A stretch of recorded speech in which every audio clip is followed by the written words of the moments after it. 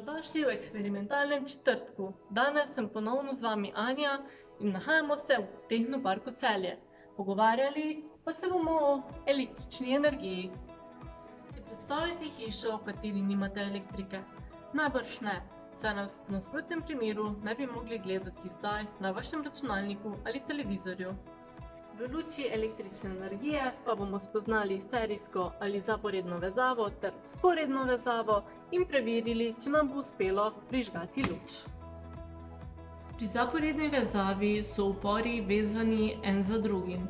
To pomeni, da če si predstavljamo tok elektrike kot tok reke, moramo iti čez vse upore, brez da bi se reka kjerkoli odcepila.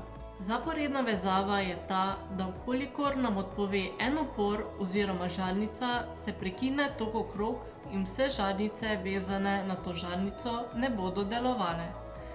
Pri vzporedni vezavi so upori vezani en ob drugem. To pomeni, da se tok elektrike razcepi, gre skozi oba upora in se na koncu priključi, brez da bi se kjerkoli spet odcepil.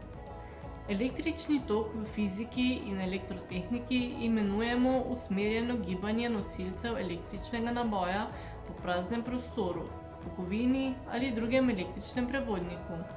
Električni tok je definiran kot količina naboja, ki v danem časovnem intervalu preteče skozi dani presek. Da lahko električni tok steče po električnem krogu, je potrebna električna napetost. To napetost na izviru imenujemo gonilna napetost, saj poganja električni tok.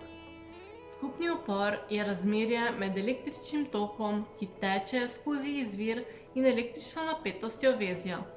Skupni upor lahko izračunamo z Ohmovim zakonom. R je U ulomljeno z I.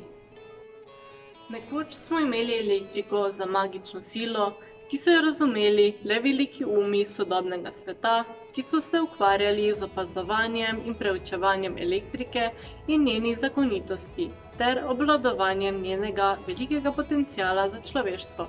Danes pa lahko izobražen električar s primernim orodjem in znanjem ukroti to magično energijo.